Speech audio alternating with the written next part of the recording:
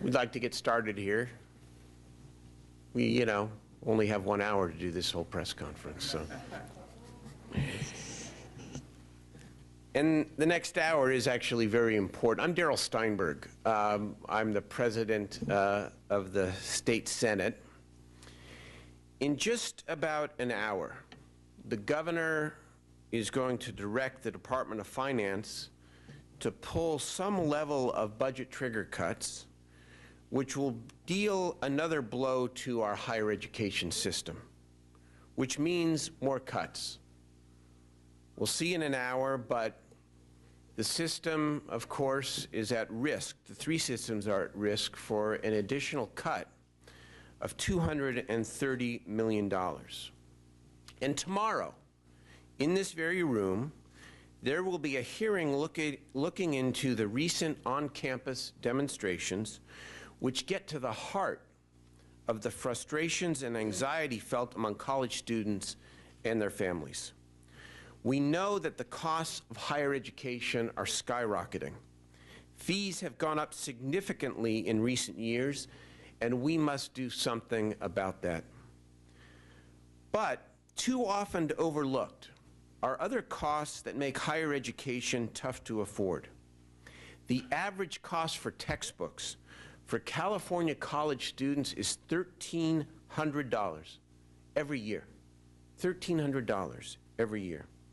When compared to the current fees at the community colleges, for example, the cost of textbooks far exceeds the cost of tuition. It blows my mind. Many of California's students receive the Cal Grant B, which gives them $1,551 to cover ancillary expenses like transportation, food, and rent. For many students, the entire grant can be eaten up by textbook costs alone, leaving very little, if anything, for other critical expenses. Some students are actually dropping out because they can't afford to buy the required books. It does not have to be that way. We can do something about it now. There is, in fact, a way to provide students with the highest quality textbook for a fraction of today's costs, if not entirely for free. Using 21st century California-based technology and a decade of development and experience from top institutions like MIT, Rice University, and foundations, we know it's possible. It's called Open Education Resources, or OER. We are talking about digital textbooks that can be customized and easily updated and rearranged. Think of it in this modern era as an iTunes playlist for education. Just as you would customize your music playlist to match your mood for the day. I still use CDs, by the way. We can give professors and instructors the option to pick and choose the right mix of material. I am proposing here today that the state lead an effort to invest $25 million into the development of open source textbooks for 50 of the most widely taken lower division courses in California's public colleges and universities. I'm proposing that we call on faculty, publishers, Silicon Valley to bring their best ideas forward and compete for the opportunity to develop this top-notch material, either brand new or based on existing material. I'm proposing that every book and set of material developed through this process have a Creative Commons and open license associated with it. This allows the content to be distributed for free while giving proper attribution and credit to the developer of the materials, and gives the faculty the ability to easily mix and match customized coursework materials. I'm proposing that we take these 50 books and we put them in a virtual online library through which students and faculty can access them for free. If you still want a hard copy book, get a print version for about $20. This is what we're talking about here. This is the understandable textbook supposedly understandable textbook. For statistics, it costs $214 at Cosumnes Community College. This collaborative statistics textbook was offered for free online, $20 for a printed version like this one, at the Lake Tahoe Community College this fall. The instructor who chose this book for his class is here today, and you will hear from him in just a moment. $214, $20. PDF for free. Download or print, $8. Buy it, hardline, $20.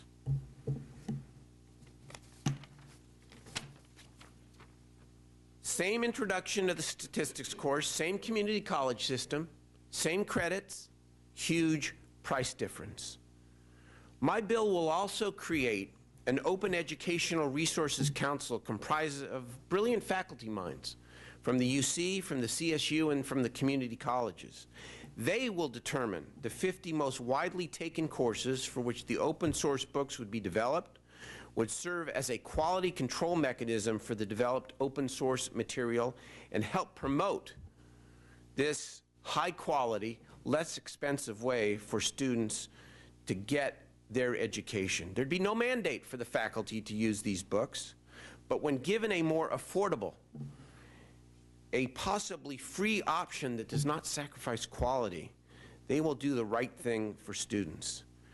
Now, I want to put this into some context before I introduce the others who are responsible for bringing us to this day and to the students who this will most benefit. This is not a substitute for investing more in higher education. Thank you.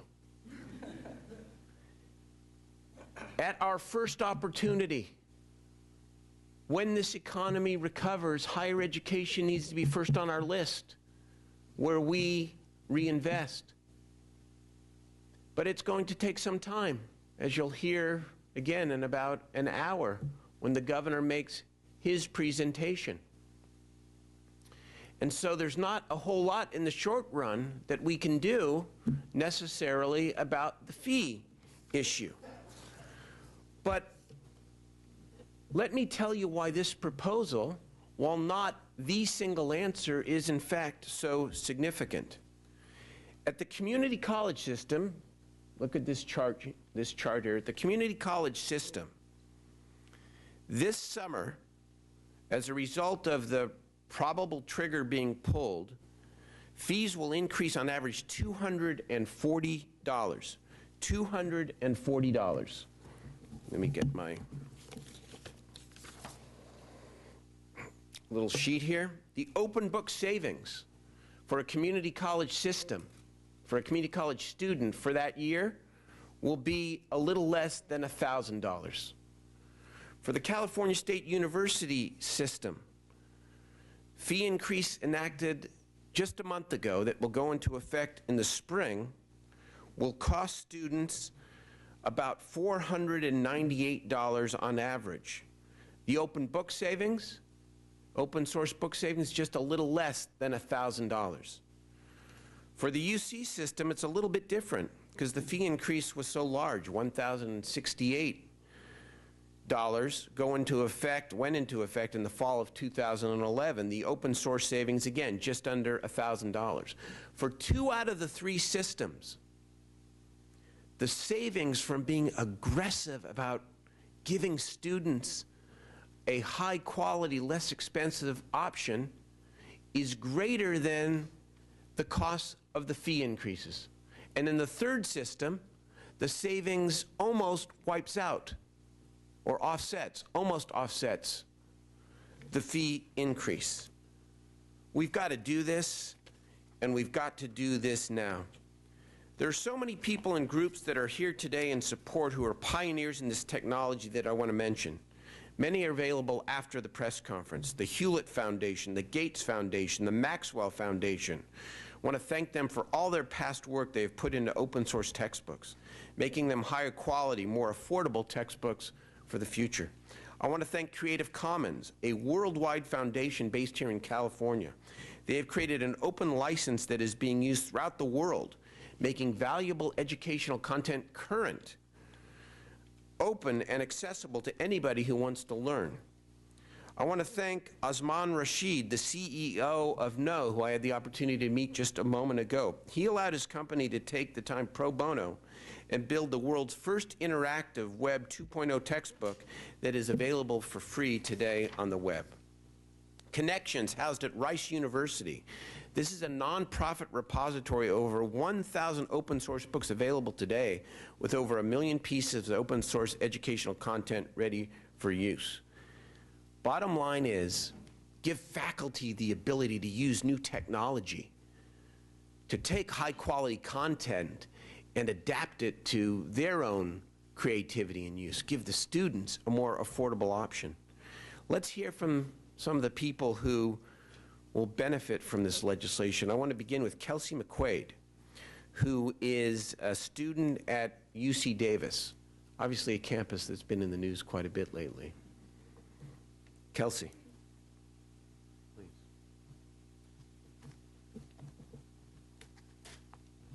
Hello. The increasing cost of tuition has prevented many students from attending college. But another cost that is burdening students at our state universities is the cost of textbooks. 4 years ago, my tuition was around $6,000. This fall, it went up to over $12,000. The scholarships and grants that I once received would cover, for my academic achievement and community involvement, would cover the cost of tuition, books, rent, and groceries.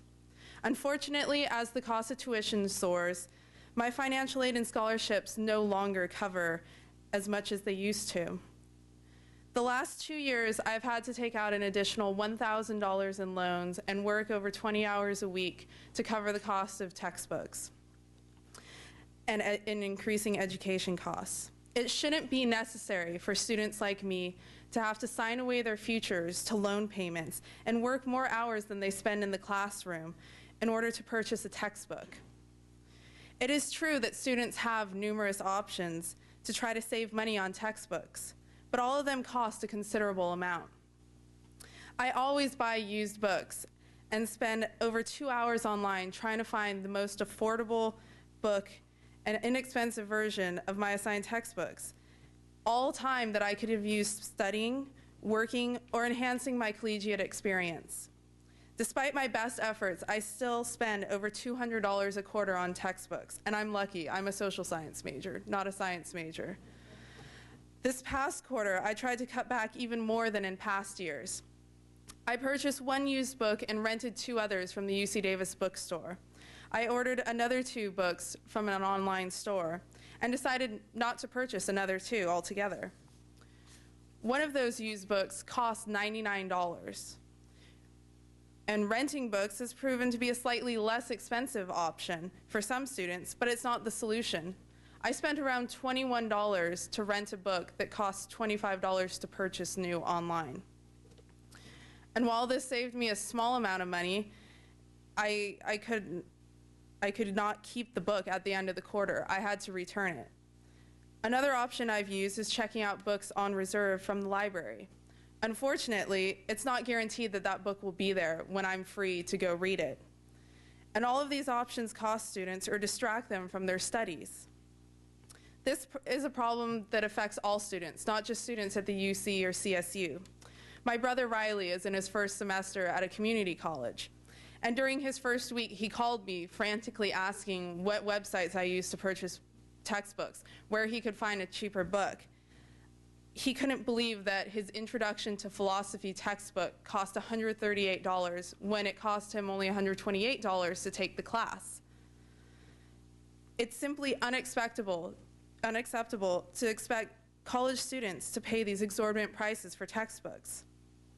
This is the perfect time for affordable textbooks. As tuition costs continue to rise, we must do something to alleviate the burden on students. That is why we are launching a petition today on change.org to support the initiative for affordable textbooks and making them a priority by creating an affordable open source online database for students to access these books. This is a real solution that will create less stress than other methods of paying for textbooks and will promote a life of learning for all students in California. Up next, Ulysses, who attends CSU Sacramento, will tell you some of his experiences with textbook affordability.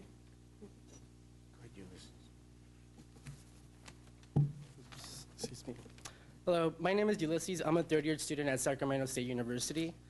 As we heard from Kelsey, textbooks are increasing the financial burden of attending college, not only at UCs or CSUs, but community colleges. Prior to attending Sac State, I was a student paying $300 on textbooks at community college. I thought when I went to Sac State, affordable school, there would be more options for cheaper books. Unfortunately, to my surprise, the opportunity costs and books were higher. In order to cut the costs, I've had to take on additional loans, adding to my financial struggle, and I've had to take a job which takes away more time from studying. With this new legislation and the option for ebooks, it would help me save time and money during college. I'd be able to access the books on my phone and print it out if I needed to take notes or have copies for class. It'd be a great benefit to all students who've had to stress about how are they going to pay for books. Either they're going to pay for your books or be a month on Top Ramen, which I've done before, and I'm sure a lot of people have done. Or we've had to work 20 hours a week. I'm working 20 hours a week minimum to afford books. It's ridiculous. So yeah, I'm willing to sacrifice. We're all willing to sacrifice, but we shouldn't have to. There's a solution. Ebooks are the solution, and that's why I'm here to support this legislation and sign a petition to ask others to do the same. The time is now. Thank you.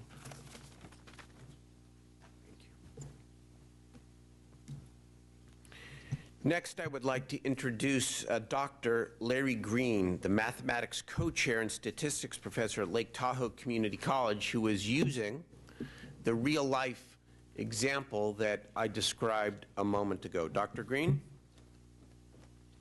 Thank you.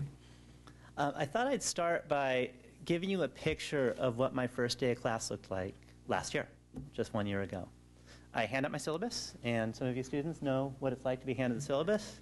And the first thing it says after my name is the textbook, required textbook, this one. And I kind of apologize. And maybe 10 to 20% of the students, that would be the last time I'd see them. And I'm not here to make it so that my students can't afford the class.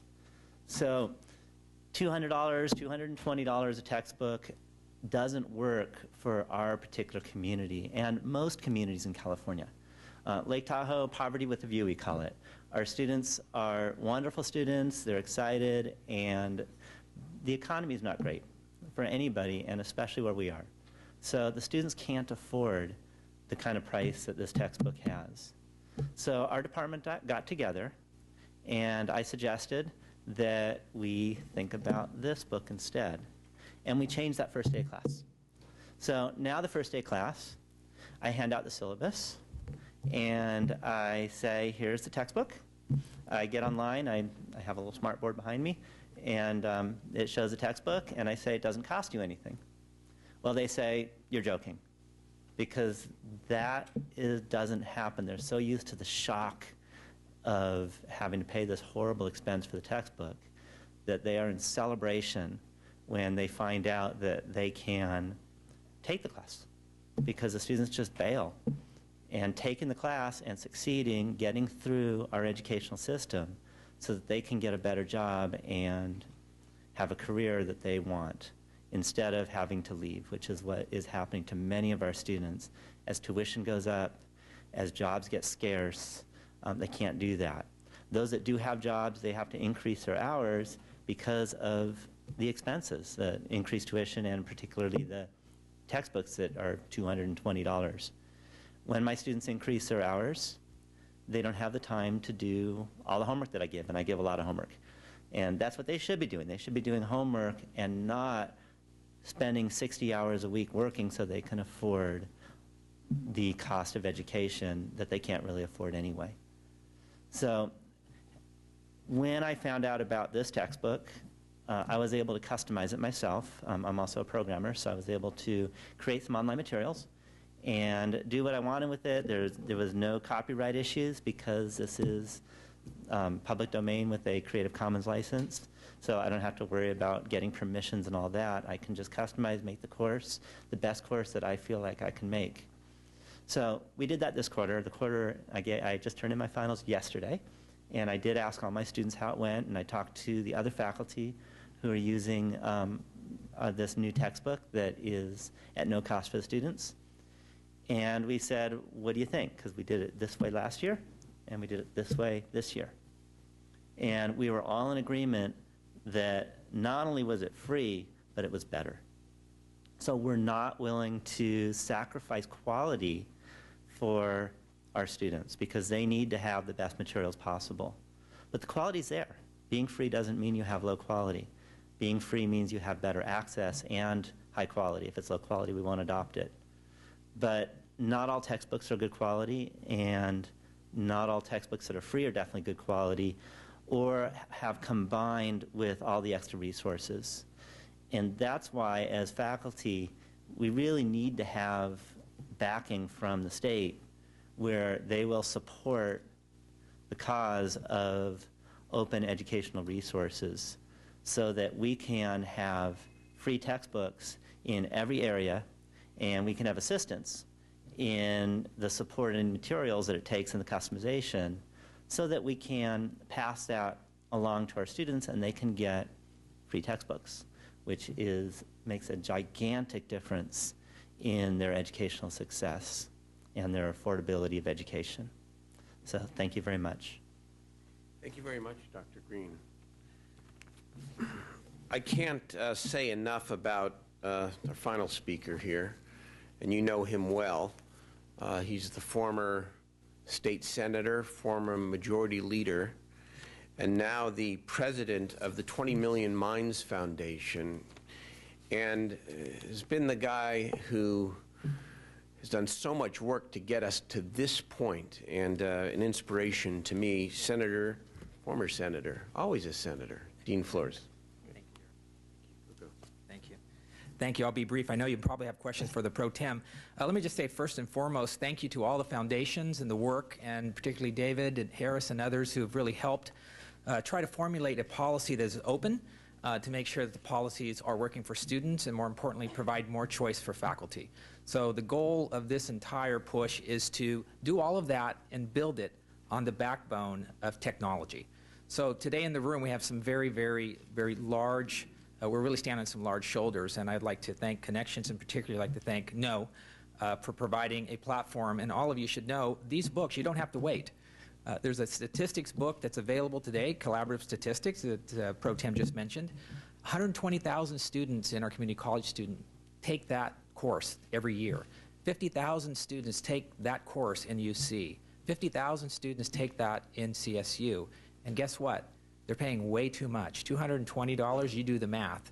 Over $30 million for one book, for one course in our system makes no sense.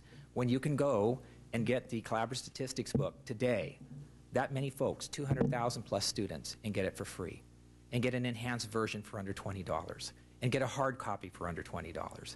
This is absolutely necessary, and that is just one course. Senator Steinberg is calling for 50 courses. You do the math. $25 million investment to recoup $1 billion a year in savings for students. I don't know a better investment. We're going to send Senator Steinberg to CalPERS. They need better returns because that is a return that no one in this nation can replicate. And I want you to know that you're in the midst of a very large announcement nationally. Senator Steinberg is going to lead this nation and show every state, whether it's California, Texas, Florida, or New York. He's the first to say it can be built, it can be done, and the small investment will be recouped, I can guarantee you, if less than 5% of students use it in the first year alone. That's good math, and more importantly, it's good investment. For the students, I want you to know Senator Steinberg is giving you a voice. Dr. Green said it best. He goes to class the first day, he hands the students a prescription, just like a doctor would. And guess what the students do? They go to the pharmacy, it's called a bookstore, and they fill it. They have no choice. There's nothing else out there for them to pick because the professor has made that choice. So Senator Steinberg calling for 50 courses in the lower division are giving faculty the ability to pick something better, to pick something smarter, to pick something that has higher quality yet less cost and build on technology. What would it be like if every student went to class like Dr. Green and you sat there and you go, your book is online. Go to kno.com. Go to this site. Go to a site where you can pull these books down. Know your cost structures, and more importantly, get your book for free. What would it be like if Dr. Green could find a library of books that he could actually pull down and offer to students for under $20? Senator Steinberg is not only offering students a voice, but he's offering faculty a choice. More choice for faculty means more academic freedom. More choice for faculty means faculty get to make better choices, and they can tell a book publisher, I'm welcome to take your book, but do better. Live by the Steinberg rule. Provide it for under $20. We can do that. And let me also say and end by simply saying Senator Steinberg is also offering California and the nation a challenge. A challenge. There's an RFP process in this bill. It's not $25 million and come get it. He's saying to Silicon Valley, 200 miles away, the folks that are building all of the things that students are using today, whether it's Twitter and Facebook or Google, whether it's the things that they're using in class, whether it's Snow, whether it's Cisco, the giants of technology are just 200 plus miles away. And he's offering them a challenge. Build me a better book. Build me a book for under $20. Build me a book that students can download. Give me a book that faculty can pick. That's a challenge. And I think he's also challenging government itself. I think he's telling us, and I used to work in this building, think differently. Think bigger. Think broader. And so as a foundation president now, I want to say that I am very thankful that we have Senator Steinberg leading this charge, because at the end of the day, you, the students, will win. The faculty will have more choice. The state will save money. And more importantly, students in the future won't have to ever face a $250 book right at the register as they start to walk out, and that's the reality today. So I want to thank Senator Steinberg and thank all the students for being here, and particularly Larry and the faculty members are going to be critical to this effort, and we just are very appreciative. You still have it, Dean. That was very, very compelling, and the passion you hear from Dean Flores, from our other speakers, from the students, hopefully from me, is based on what's going on right now in California. People are hurting. The students are having a tough time. Their parents are having a tough time. The middle class is struggling. And even though we can't make miracles because of the continuing challenges we face with the economy, we must do everything we can with the tools that we have to make things better. And this is one big step. I'm very happy to answer your questions. I thank the students for coming and for being the face and the voice of what I think will be a movement to reduce the cost of instructional materials. Use technology. Give us a break. Give us a book to match our mountains, to paraphrase Senator Flores. Be happy to answer any questions. Annette? Right. No, you know, first of all, it was an honest budget, because what we said was, based upon finance and the LAO, that we expected revenue to be billions of dollars higher by the time we got to this point in December. But we didn't then say, well, if it isn't, we'll just come back and figure it out. We actually imposed these very painful trigger cuts. We'll wait and see in the next half an hour, I guess now, what the governor announces. I'm hopeful that there'll be some relief, especially on the second trigger. I don't think that there will be relief on the first trigger, which is the higher education trigger, which again, if I may bring it right back, which makes today, you wonder, well, geez, why am I doing my thing an hour before the governor? It's actually very timely, because when we pull that trigger, if the trigger is pulled on the higher education cuts, then the students and their parents are going to be asking, well, what do we do now? If we can offset these anticipated and already voted upon fee increases with a dramatic reduction in the cost of instructional materials, that will be a welcome relief to young people and their families who are getting used to too much bad news when it comes to the state of California. It's time we offer something positive. I know it is. It's developmental disabilities. It's IHSS. Yes, all of that. Obviously, I hate the fact that the trigger may be pulled. I think that just as I have hated participating and being involved, obviously, in the level of cuts we've had to make over the last several years. And I think, you know, if I look at the PPIC poll from that was leaked yesterday or it's out today, 65% of the people are open to and favor a revenue increase. I think when it comes to cuts, the trigger is the trigger, and it's already been legislated. But beyond that, the people of California have had enough with cuts. They want relief. They want relief. They're willing to pay a little bit more to get that relief. They're certainly willing to see people who are doing quite well in the society pay a little bit more to get some relief. And so everything needs to be pointed towards November of 2012, where we will go to the voters, not have to negotiate with the minority party in a, you know, frustrating and ultimately fruitless exercise. Certainly, doors always open, but we're going to go straight to the voters. And I think that the pulling of the trigger, bad as it is, at least the first trigger, is just another piece of what people are recognizing in California. That you have to live within your means, but there has to be a balance between living within your means and gaining the revenue that you need to not decimate public investment, because it's higher education, it's K-12 education, it's California leading the way on health care that has helped make this state a great state. And higher education is the symbol, by the way. I mean, it's so timely that we're here. When people think about California, they think about our university system and our community college system. And they wonder, what's happening to it? Well, we've done damage.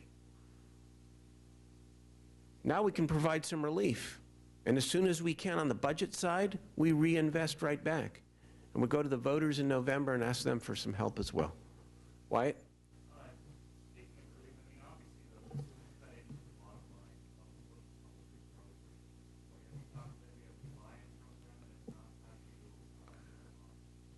We have had some initial conversations with them, and of course, we will work with them. Look, at every seeming problem is an opportunity.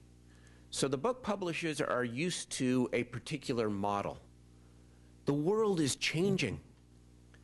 Technology, you know this in your industry.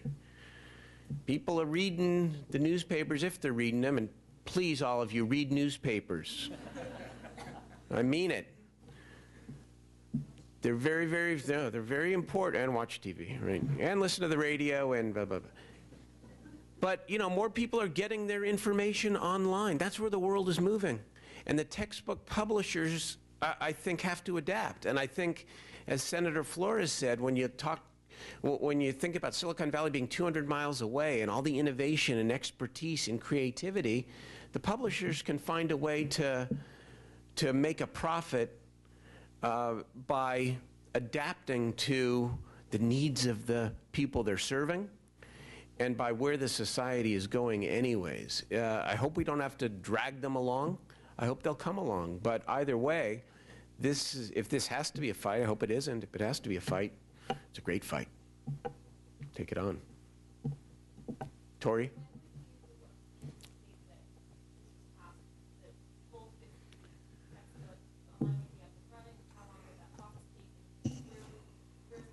Right. Our goal is to move fast because there is great urgency, to have 25 of the books ready by the fall of 2013, and the other 25 ready by the fall of 2014. And the $25 million we're going to find, even out of the general fund, because $25 million investment for a $1 billion return for students is a no-brainer. And when you think about the money we're spending on the Cal Grant B program, $100 million, and the fact that we aren't, a lot of that money is going directly to pay for the high cost of these textbooks, we will find a way. That's all. Find a way. You know, I'll be involved in this budget process, and this is something that I will insist on as a high priority. Deficit or not, it's a no-brainer. Anybody else? Any other questions? Thank you all very, very much for coming, and this is just the beginning. Appreciate you. Bye-bye. Okay. Thank you.